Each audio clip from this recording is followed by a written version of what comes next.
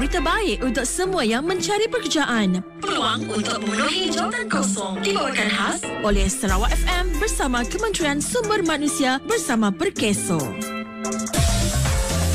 Di Kuching, Golden Stamps dan Berhad Kuching memperlawa penduduk tempatan untuk mengisi 10 kekosongan sebagai pekerja am dalam sektor pertanian di Bau, gaji RM1,200 sebulan. Fairhill Food Kingdom dan Berhad Kuching memperlawa penduduk tempatan untuk mengisi 5 kekosongan sebagai tukang masak dalam sektor perkhidmatan restoran di Kuching, gaji RM2,000 sebulan. Syarikat Ngui Ahteng Kuching memperlawa penduduk tempatan untuk mengisi 200 kekosongan sebagai pekerja am dalam sektor peladangan kelapa sawit di Kuching, gaji RM1,200 sebulan. Tropical Victories dan Berhad Kuching memperlawa penduduk tempatan untuk mengisi pelbagai kekosongan dalam sektor perkhidmatan restoran di Kuching, gaji RM1,200 hingga RM1,500 sebulan.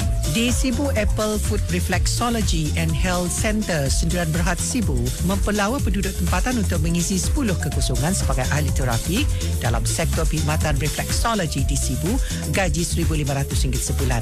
Cahaya Lumber Marketing Sendirian Berhad Sibu memperlawa penduduk tempatan untuk mengisi 20 kekosongan sebagai pekerja am dalam sektor pembuatan kayu papan di Sibu, gaji RM46.20 sehari. FNL Solid Wood Furniture Sdn Berhad Sibu memperlawa penduduk tempatan untuk mengisi 20 kekosongan sebagai pekerja am dalam sektor pembuatan perabot di Sibu, gaji RM46.20 sehari.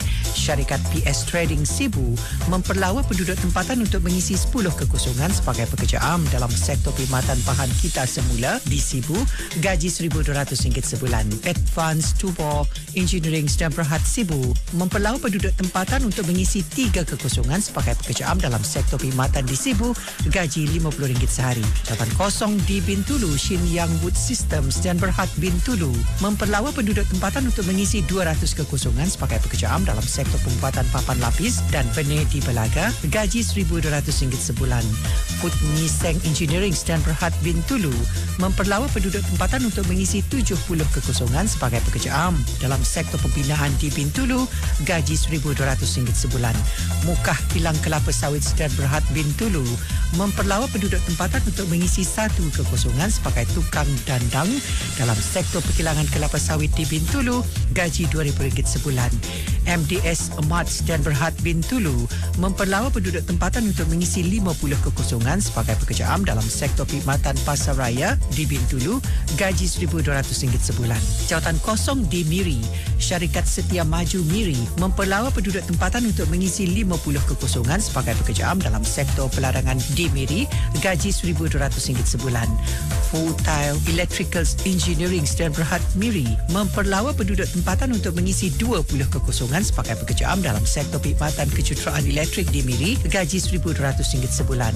Eco Park Enterprise Miri memperlawa penduduk tempatan untuk mengisi pelbagai kekosongan dalam sektor pembinaan di Miri, gaji RM1,200 hingga RM1,500 sebulan.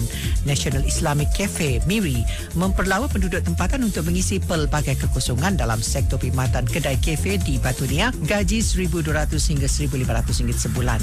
Sun Hok Car Service Center Miri memperlawa penduduk tempatan untuk mengisi 10 kekosongan sebagai pekerja am dalam sektor perkhidmatan bengkel kenderaan di Miri, gaji RM1,200 sebulan. SOP Plantation Beluru dan Berhad Miri memperlawa penduduk tempatan untuk mengisi 500 kekosongan sebagai pekerja am dalam sektor peladangan kelapa sawit di Miri, gaji RM42.31 sehari.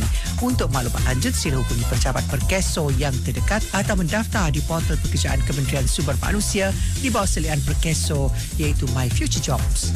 Berita baik untuk semua yang mencari pekerjaan. Peluang untuk memenuhi jawatan kosong dibawakan khas oleh Sarawak FM bersama Kementerian Sumber Manusia bersama Perkeso.